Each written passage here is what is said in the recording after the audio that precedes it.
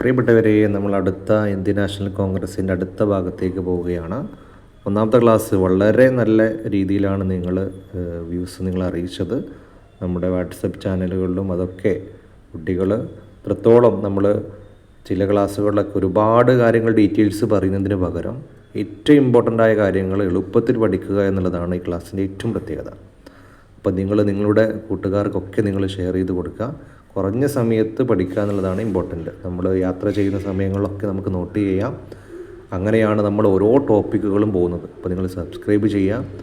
അതേപോലെ തന്നെ നിങ്ങൾക്ക് ക്ലാസ്സുകൾ ഹെൽപ്ഫുള്ളായിട്ടുണ്ടെങ്കിൽ കമൻറ്റ് ചെയ്യുക. ഓക്കെ, അപ്പോൾ നമ്മളിനി പറയാൻ പോണത് ഇന്ത്യൻ നാഷണൽ കോൺഗ്രസിൻ്റെ അധ്യക്ഷ പദവിയിലിരുന്ന ഒരേ ഒരു മലയാളിയാണ് ചേറ്റൂർ ശങ്കരൻ നായർ എന്ന് പറയുന്ന ആൾ. ആരാണ്? ചേറ്റൂർ ശങ്കരൻ നായർ എന്ന് പറയുന്ന ആളാണ് എന്ത് ചെയ്തത്? ഇന്ത്യൻ നാഷണൽ കോൺഗ്രസിൻ്റെ അധ്യക്ഷ പദവിയിലിരുന്ന ഒരേ ഒരു മലയാളി എന്ന് പറയുന്നത് ആരാണ്? ചേറ്റൂർ ശങ്കരൻ നായർ. ഓക്കെ, ഇനി സ്വദേശി മുദ്രാവാക്യം ഉയർത്തിയിട്ടുള്ള നമ്മുടെ കോൺഗ്രസ് സമ്മേളനമാണ് ഇത് ബനാറസ് സമ്മേളനം. ഏതാണ്? ബനാറസ് സമ്മേളനം. എന്താണ്? സ്വദേശി മുദ്രാവാക്യം ഉയർത്തിയ കോൺഗ്രസ് സമ്മേളനമാണിത് ബനാറസ് സമ്മേളനം. 1905 ഇപ്പോൾ ഇങ്ങനെ ആലോചിക്കുക, നമ്മൾ സ്വദേശ സ്ഥലങ്ങളിലൊക്കെ അല്ലേ, സ്വദേശി എന്ന് പറയുന്ന സ്ഥലങ്ങളിലൊക്കെ നമ്മൾ അവിടെ ഡിജിറ്റൽ പ്ലാറ്റ്ഫോമുകളൊന്നും ഉണ്ടാവില്ല, അവിടെ ബാനറുകളാണ് കേട്ടുക അല്ലേ സ്വദേശ സ്ഥലങ്ങളിലൊക്കെ. ഇപ്പോൾ നമ്മൾ ചില പ്രദേശങ്ങൾ, സ്വദേശം എന്ന് പറഞ്ഞാൽ നമ്മൾ സാധാരണ വില്ലേജ് എന്ന് ആലോചിക്കുക, സ്വദേശം വില്ലേജ്. അപ്പോൾ അവിടെയൊക്കെ സാധാരണ ടൗണുകളൊക്കെ ആണെങ്കിൽ നമ്മൾ ഉപയോഗിക്കുക എന്താണ്? ഡിജിറ്റൽ ബാനറുകളാണ്. എന്നാൽ ഇവിടെ സാധാരണ ബാനറാണ് അല്ലേ. അപ്പോൾ സ്വദേശ മുദ്രാവാക്യം ഉയർത്തി എന്തിലൂടെയാണ്? ബനാറസ് സമ്മേളനം. ബാനർ സ്വദേശം കണക്ട് ചെയ്യുക. ഏത് വർഷമാണ്? 1905. ഇവിടെ ആ ബാനറിന് എത്ര രൂപയാണ്? 5 രൂപയാണ് ബാനർ അല്ലേ. ബാനർ എത്ര? 5 രൂപേൻ്റെ ബാനറാണ്. സ്വദേശത്ത് എന്ത് ചെയ്യുക? വലിയ പൈസക്കാരൊന്നല്ല. അപ്പം അങ്ങനെ കണക്ട് ചെയ്യുക. 5 രൂപ എന്ന് പറയുന്നത് എന്താണ്? 1905 സ്വദേശ മുദ്രാവാക്യം ഏതാണ്? ബനാറസ്. ഇനി അടുത്തത്, കോൺഗ്രസ് ചരിത്രത്തിലെ ഖേദകരമായി വിശേഷിപ്പിച്ച ഒരു പ്രധാനപ്പെട്ട സംഭവമാണിത്. 1907 സൂററ്റ് പിളർപ്പ്. എന്താണ്? സൂററ്റ് പിളർപ്പ് നമ്മുടെ കോൺഗ്രസിൻ്റെ ചരിത്രത്തിൽ വലിയൊരു പ്രയാസകരമായിട്ടുള്ള ഒരു ചരിത്രത്തിലെ ഒരു സംഭവമാണിത്, സൂററ്റ് പിളർപ്പ്. ഇത് ഏത് വർഷമാണ്? 1907. ഏതാണ്? 1907 എന്ത് ഈ ഒരു സംഭവം നടക്കുന്നത് അല്ലേ. പിളർപ്പ് ചെയ്തല്ലേ, പിളർന്നു. അപ്പോൾ 1907 എന്ത് ഈ പിളർപ്പ് സംഭവിക്കുന്നത്. റെഡിയാണല്ലോ? ഓക്കെ, ഇനി കോൺഗ്രസ്സിന് ആദ്യമായി ഒരു ഭരണഘടന ഉണ്ടാക്കിയ സമ്മേളനം. കോൺഗ്രസ്സിന് ഒരു ഭരണഘടന, അതിൻ്റെ കാര്യങ്ങളൊക്കെ കൃത്യമായിട്ട് രേഖപ്പെടുത്തി വെക്കുക. അങ്ങനെ ഒരു ഭരണഘടന ഉണ്ടാക്കിയ സമ്മേളനമാണിത് മദ്രാസ് സമ്മേളനം. ഇതാണ് മദ്രാസ് സമ്മേളനം. മദ്രാസ് സമ്മേളനമാണെന്ത്? ഒരു കോൺഗ്രസ്സിനൊരു ഭരണഘടന തയ്യാറാക്കിയിട്ടുള്ള ഒരു സമ്മേളനമാണിത് മദ്രാസ് സമ്മേളനം. അപ്പം മദ്രാസിൽ വെച്ചിട്ടാണ് ഭരണഘടന ഉണ്ടാക്കിയത്. എവിടെ വെച്ചിട്ട്? മദ്രാസിൽ വെച്ചിട്ട്. അപ്പം മദ്രാസ് രണ്ടാമത്തെ ദാന്ന് കണ്ടല്ലേ. അപ്പോൾ ഭരണഘടനയുടെ അങ്ങനെ കണക്ട് ചെയ്യാം. മദ്രാസിൽ വെച്ചിട്ടാണ് എന്ത്? ഭരണഘടന. എന്താണ്? ഭരണഘടന തയ്യാറാക്കിയത്. ഇനി അടുത്ത് നമുക്ക് നോക്കാം. ഗാന്ധിജി പങ്കെടുത്ത ആദ്യ കോൺഗ്രസ് സമ്മേളനമാണ് ഏത്? കൽക്കട്ട സമ്മേളനം. ഇതാണ് കൽക്കട്ട സമ്മേളനം. ഗാന്ധിജി പങ്കെടുത്തിട്ടുള്ള ആദ്യത്തെ സമ്മേളനമാണേത്? കൽക്കട്ട സമ്മേളനം അല്ലേ. നമ്മൾ കൽക്കട്ടയിലാണ് ആര് പങ്കെടുത്തത്? ഗാന്ധിജി പങ്കെടുത്തത്.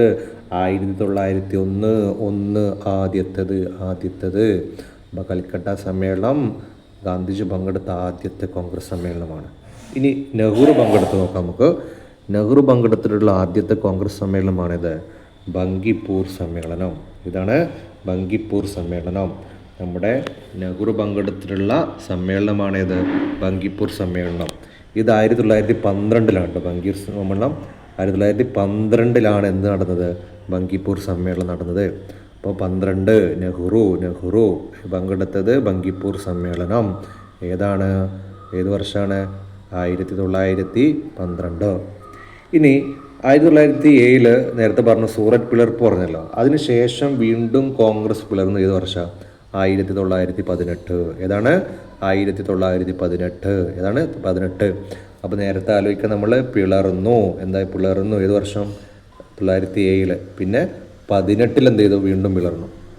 ഇനി അടുത്താണ് നോക്കണേ, ഇത് ഇനി ഏറ്റവും ഇമ്പോർട്ടൻ്റ് ആയ ഭാഗമാണ്. ഇവിടുന്ന് ഒരു ചോദ്യമൊക്കെ നമുക്ക് പ്രതീക്ഷിക്കാവുന്ന ഒരു ചോദ്യമാണ് ഈ ഭാഗം എന്ന് പറയുന്നത്.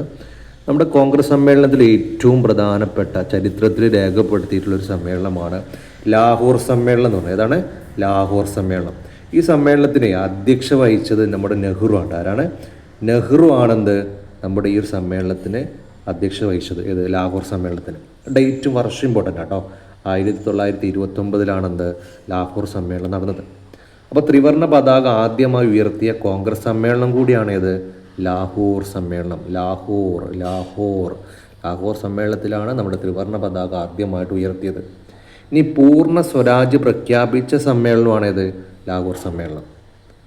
അപ്പം പതാക ഉയർത്തിയത്, ത്രിവർണ്ണ പതാക ഉയർത്തിയത്, അതുപോലെ തന്നെ പൂർണ്ണ സ്വരാജ് പ്രഖ്യാപിച്ചത്, അതേപോലെ തന്നെ സിവിൽ നിയമലംഘന സമരം ഗാന്ധിജിയുടെ നേതൃത്വത്തിൽ ആരംഭിക്കാൻ തീരുമാനിച്ച സമ്മേളനം കൂടിയാണ് ഇത് ലാഹോർ സമ്മേളനം.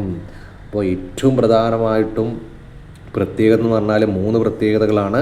ത്രിവർണ്ണ പതാക ആദ്യമായിട്ട് ഉയർത്തിയ കോൺഗ്രസ് സമ്മേളനം ലാഹോർ സമ്മേളനം, പൂർണ്ണ സ്വരാജ് പ്രഖ്യാപിച്ച സമ്മേളനം ലാഹോർ സമ്മേളനം, സിവിൽ നിയമലംഘന സമരം ഗാന്ധിജിയുടെ നേതൃത്വത്തിൽ ആരംഭിക്കാൻ തീരുമാനിച്ച സമ്മേളനമാണിത് ലാഹോർ സമ്മേളനം എന്ന് പറയുന്നത്.